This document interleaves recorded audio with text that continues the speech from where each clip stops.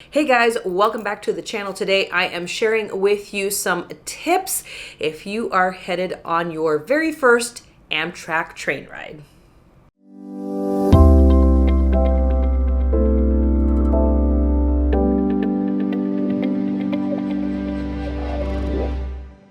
All right, guys, let's jump right in. So one of the very first things that you want to do is, if you have a smartphone, is to download the Amtrak app.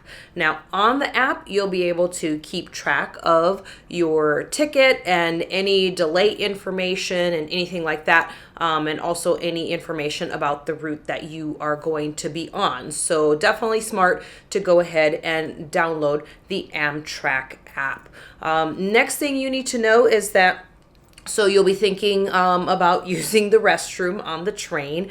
Restrooms are all on the lower deck. So if you're in a train that has two decks, you're going to be going downstairs to go to the restroom. They are also in the cafe cars. Now, keep in mind that the restrooms on the train, think basically the size of a bathroom on an airplane.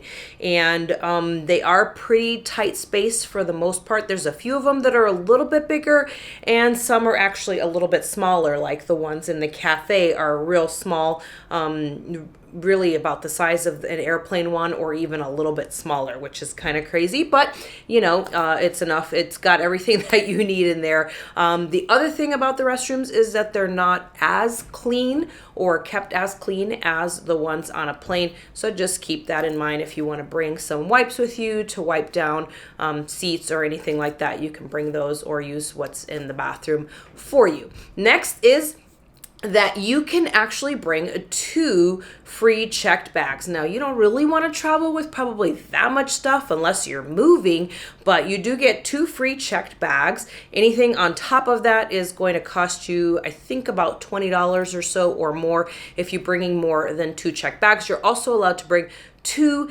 carry-on bags, two free carry-on bags with you as well. Now, you don't want to bring too much with you onto the train because you do have to keep track of it while you're on the train. So if you're getting up to go to the bathroom, or you're getting up to go to an observation car or the cafe, you're going to want to keep track of your things. You're not just going to leave them sitting there like you would, say, like on an airplane, just because you're going to be so far away from your items. So keep that in mind when you're planning what you're going to pack and what you're bringing on your train ride with you. Next is that you can save a little bit of money by bringing your own refillable water bottle. They do have different stations inside the cars where you can refill your water bottle. They provide you with water that you can drink. Do not refill them in the bathroom sinks. First of all, you can't fit them in there, and second of all, it's not good water to drink. So use the water stations that they have set up for you in the train. That'll save you some money on having to buy bottled water on the train. Next is to be careful in between cars, because when the train is moving and you're moving from one car to another car, there could be a lot of jostling. So make sure there are handles. Make sure you use those. I almost fell the very first time I went through because I did not realize it was going to be shaking that much. So there are, like I said, grips and handles that you can hold on to. And you can even use hands-free. You can just tap with your toe to have the door slide open. There's on the bottom, and then there's also on the top. So you could use either your hand or your foot down below to get the doors to open in between the cars. And they only stay open for so long, so don't just stand there because they'll close on you. Next is to make sure to use the observation car. If the train that you're on has an observation car, definitely take the time to go down there. You can have food there, or you can just hang out there. Really nice view, and you can see there's windows all the way down the sides, but there's also windows up above as well, and you get really nice views, and it's a really great place to just kind of sit and relax, and some kind of a change of scenery from just sitting in your seat. Now, sitting in your seat, let's talk about that for a second.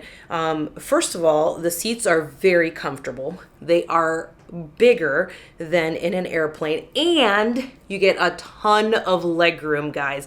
That is probably my favorite part. As a matter of fact, I'm 5'4", and there was almost too much legroom, which is really crazy if you think about it. I had to put the footrest down in order to reach my legs all the way out because there was so much legroom between you and the seat in front of you. And even as they lean back, because the seats lay back and then the bottom comes up, so it's almost like you're laying down in the coach class seats. So if you're on a long ride but you didn't want to pay for a roomette, then you can lay the seats back quite a bit, and they are pretty comfortable if you wanted to sleep there. Don't forget to bring snacks with you on the train. Sometimes there could be issues with like their card readers. We were on a train once and the card reader wasn't working, so they weren't serving meals in the cafe, and they were not accepting cash either. So there was no way to purchase food while you were on the train. So it's important to go ahead and bring some snacks with you. And, if you like sodas, bring some sodas with you, because otherwise you'll be, if you're not able to purchase them on the train, then you're kind of out of luck, because even when the train stops, sometimes you either don't have enough time to get out and go get something, or there's no place for you to even purchase something, even if you did have enough time to get out and go explore. So definitely bring some snacks with you, some goodies, just like you would maybe even on a plane at this time. There are chargers, or so outlets in the seats, so you can actually plug in your computer, your phone charger, anything that you need to charge up. You can do that at your seat. There are two at each two seats, so basically one per seat. But if you're sitting by yourself with two seats, then you would obviously be able to use both of the outlets for yourself. Next thing is to find out if the train has open seating or if they set it for you. I've been on both kinds. One is open seating, where you just walk in and you just pick a seat and sit. The other option is if they assign the seats to you, which we've had that as well. And on that one, what you can do is as you purchase your ticket, if they have a train car, if the train cars have upper and lower, you'll be able to choose between the two. Again, keeping in mind that the restrooms are on the lower level. So if you don't want to walk up those narrow stairways, then you would definitely want to be on the bottom. It's also probably going to be a little bit quieter down there because there's you can't go from car to car in the lower level. So definitely going to be a little bit quieter down in that lower level. They do have Wi-Fi on some of the trains, so make sure the different lines offer Wi-Fi. Some of them do, some of them don't, so make sure you check on that before you take off so that you'll know and you can be prepared. There are some places where they do travel where there is not even a phone signal, because the trains do pass through some pretty rural areas of America, and so there isn't a phone signal in some of those places. There are also smoke breaks. So if you are a smoker, you would be able to get off the train at these little bit longer breaks, which are usually about 20 minutes. But if your train arrives early to the station, then you still get that allotted time plus whatever time, however early you came in on top of that. So it would be a little bit longer, and they'll let you know before you get off the train how much time you have and when you have to be back on board in the event that you would want to explore the nearby area, depending on how much time that you have to do that. If you have an overnight or if you have a long day, it would be a really good idea to either bring a warm jacket or a blanket, and then you'll also want to probably bring a travel pillow with you as well, so that you can be nice and comfortable in that seat if you were to recline it for like an overnight, a quick overnight, or if it was, like I said, a long day and you wanted to be able to lay down and rest a little bit. And then also bring some entertainment with you, because unlike a plane, a long flight, there is no entertainment, a mass entertainment on the plane. So there's no like TVs or entertainment centers or anything like that. So you would need to bring either books and headphones, and you know, if you have trouble with sounds, you could bring earplugs and things like that. So keep those things in mind as you're packing your carry-ons for the trip. And then just enjoying the scenery.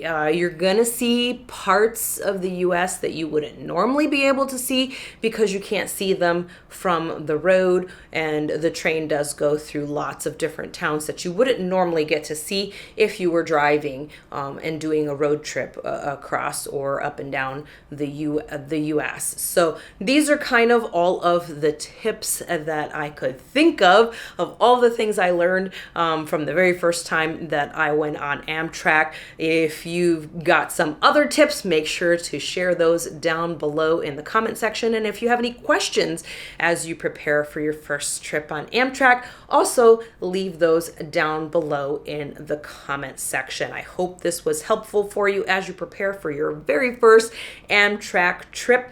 If you enjoyed this video, make sure to give me a like. Don't forget to subscribe to the channel for more videos on our Amtrak travels, and we'll see you on the next video.